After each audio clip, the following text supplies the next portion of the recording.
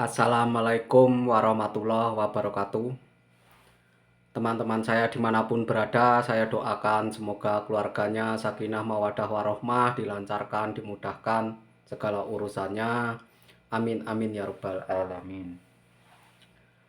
Saudara-saudaraku dimanapun berada yang dirahmati Allah Subhanahu wa Ta'ala, di sini saya akan membabarkan suatu sholawat Jibril ijazah Kiai Kholil Bisri. Ijazah dari Kiai Kholil Bisri ini tidak terbatas ya saudara-saudaraku. Cara mewiridnya tidak terbatas. Minimal 1000 kalau dari ijazah Kiai Kholil Bisri ini. Ada yang memakai tawasul, ada yang tidak. Tapi kalau untuk pribadi saya akan memakai tawasul. Yaitu satu, kita mengirim Al-Fatihah kepada Kanjeng Nabi Muhammad Sallallahu Alaihi Wasallam 1 kali atau 7 kali. Kedua, kita mengirim kepada malaikat Jibril sebanyak 1 kali atau 7 kali.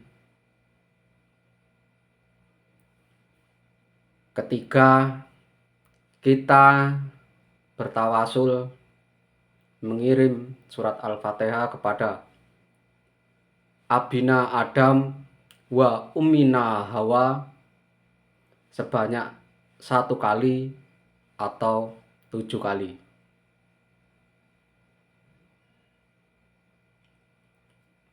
Keempat, kita mengirim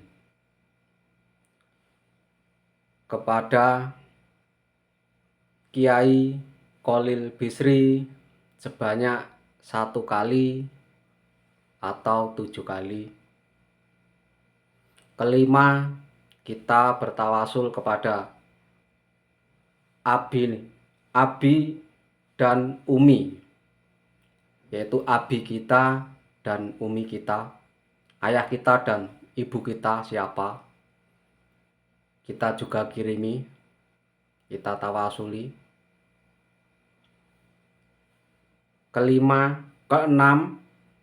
Keenam adalah kita mengirim surat Al-Fatihah untuk diri kita sendiri, untuk ruhani kita, untuk jasmani kita sebanyak 3 kali atau 7 kali.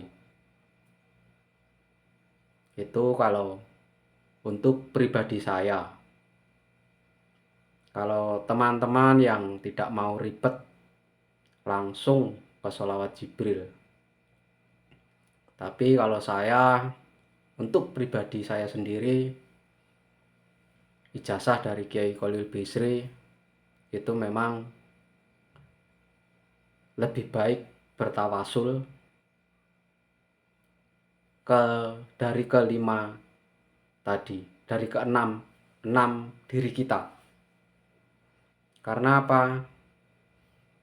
Kita kirim kepada Nabi Muhammad Sallallahu Alaihi Wasallam karena junjungan kita Nabi besar yang memberi syafaat kita di dunia maupun di akhirat. Kedua, malaikat Jibril, karena ini sholawat ini memang dinisbatkan ke malaikat Jibril namanya. Kita harus kirim ke malaikat Jibril tawasulnya. Ketiga, Abina Adam wa Ummina Hawa, karena sholawat Jibril ini mahar pernikahan ketika Nabi Adam menikahi Siti Hawa. Jadi kita bertawasul kepada keduanya, karena ini mahar pernikahan sholawat Jibril ini. Dan keempat yaitu kepada Kiai Khalil Bisri, karena ini ijazah dari beliau, Kiai Khalil Bisri. Dan kelima yaitu kepada umi dan abi kita, ayah dan ibu kita meminta doa restu mereka, karena ridho orang tua adalah ridho Allah Subhanahu wa Ta'ala. Ada yang mengatakan bahwa orang tua adalah Gusti kang katon, murkanya adalah murkanya Allah Subhanahu wa Ta'ala, ridhonya juga ridhonya Allah Subhanahu wa Ta'ala. Jadi kita selalu memberikan pahala surat Al-Fatihah ini kepada orang tua kita. Kita selalu mendoakannya. Dan keenam, terakhir, untuk diri kita. Kenapa diri kita harus kita kirimi juga? Karena untuk memperkuat benteng bagi diri kita, jasmani kita, rohani kita. Karena setiap kita mengamalkan suatu amalan, itu asma maupun hizib, keilmuan maupun sholawat, itu semakin banyak amalannya, itu godaannya akan semakin tinggi. Jadi ketika diri kita juga kita kirimi, insya Allah dapat membentengi diri kita dari segala godaan yang akan menerpa kita, yaitu godaan lahir maupun godaan batin. Saudara-saudaraku dimanapun berada, mari kita selalu istiqomah di dalam bersolawat. Solawat apapun itu baik, saudara-saudaraku, karena di dalam solawat kita akan mendapatkan keberkahan yang banyak, kita akan mendapatkan syafaat di dunia maupun di akhirat. Banyak sekali fadilah, karomah, barokah, dan maunahnya dari solawat yang tidak akan bisa kita hitung. Apalagi yang mengamalkan sudah bertahun-tahun, dari kecil pernah suatu kejadian dulu ketika saya masih di Indonesia. Saya kan bisa urut, bisa pengobatan. Itu ketika kakak saya membawa seseorang itu sakit pinggang dia itu. Terus dia itu sama kakak saya mau ke rumah saya. Nah, ketika malam itu datanglah mereka berdua. Nyampai ke pelataran rumah saya, sampai di depan rumah saya, itu turun dari motor, itu langsung sembuh.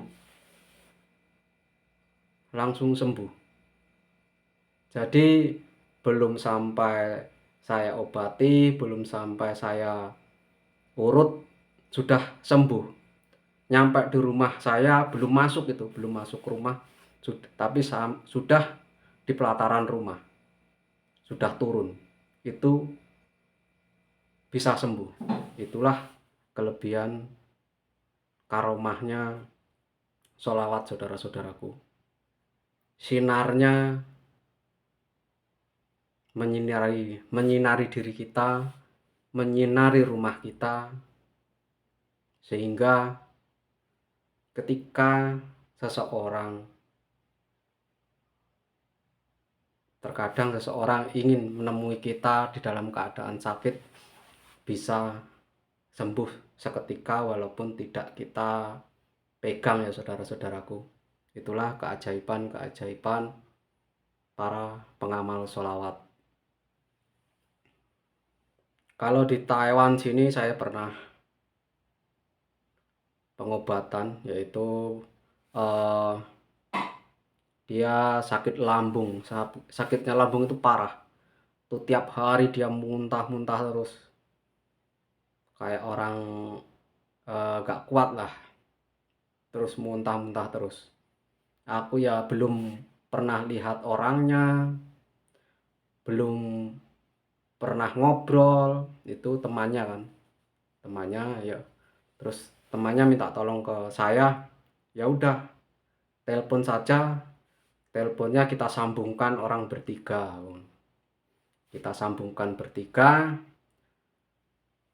telepon. Itu tidak live streaming, itu bukan video call ya, itu cuma telepon suara saja. Itu ketika itu HP-nya dia aku suruh ditempatkan di atas aqua, tapi aquanya dibuka ya saudara-saudaraku. Aquanya dibuka dulu, terus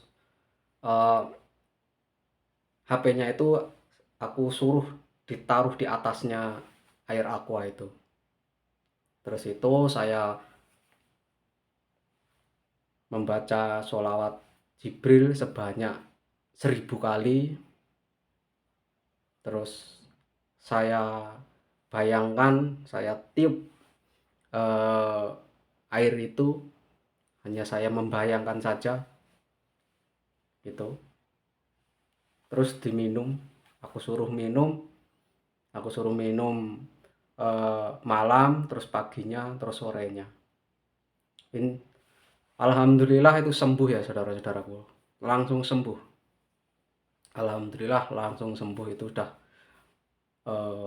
udah parah katanya, udah parah, selalu muntah-muntah, nggak kuat. Itulah karomahnya sholawat ya saudara-saudaraku, bisa kita gunakan untuk pengobatan, yaitu untuk pengobatan diri sendiri juga bisa ya saudara-saudaraku, bukan hanya untuk orang lain. Kadang aku juga kalau sakit kepala nggak sembuh-sembuh, minum obat, kalau minum obat nggak sembuh, menggunakan air itu ya, air sholawat. Saya bacakan 1000 kali, saya tiupkan, terus saya minum. Itu saudara-saudaraku, banyak sekali fadilah, karomah, dan barokahnya sholawat ya saudara-saudaraku. Tinggal kita mau memprakteknya apa tidak. Daripada kita beli air pengobatan yang mahal, lebih baik kita membuat sendiri, bisa saudara-saudaraku. Yaitu tadi dengan pembacaan sholawat. Kalau saya biasanya 1000, kalau untuk pengobatan 1000 sudah cukup saudara-saudaraku. Saudara-saudaraku yang dirahmati Allah Subhanahu wa Ta'ala, mari kita selalu istiqomah di dalam bersolawat. Jangan pernah tinggalkan amalan sholawat. Jangan pernah tinggalkan salat dan sholawat saudara-saudaraku. Dan satu lagi, jangan lupa puasa ya saudara-saudaraku. Puasa Senin Kemis, puasa Daud, atau puasa lainnya. Minimal puasa Senin Kemis ya saudara-saudaraku. Saya kalau tidak puasa hajat pasti puasa Senin Kemis, kalau nggak puasa Senin Kemis puasa Daud. Tapi kalau puasa Daud itu satu kataman ya 3,5 bulan. Itu katam kecil ya saudara-saudaraku. Kalau katam kubro ya sekitar setahun setengah bulan lah. Itu banyak sekali manfaatnya. Nanti saya akan bedah di video-video selanjutnya, yaitu apa saja fadilah, karomah, barokahnya puasa Daud yang akan kita rasakan. Untuk kaum laki-laki sangat bagus puasa Daud, karena kekuatan tubuhnya bisa beberapa kali lipat. Contohnya kalau kita nggak puasa Daud itu bisa mengangkat besi 5 kilo. Kalau puasa Daud insya Allah 10 kilo bisa kekangkat. Itu di dalam diri tubuh kita itu strong, kuat. Saudara-saudaraku dimanapun berada, terima kasih sudah menonton video saya, mendengarkan saya panjang lebar. Terima kasih atas waktunya yang diberikan untuk nonton video saya. Saya ucapkan wassalamualaikum warahmatullahi wabarakatuh.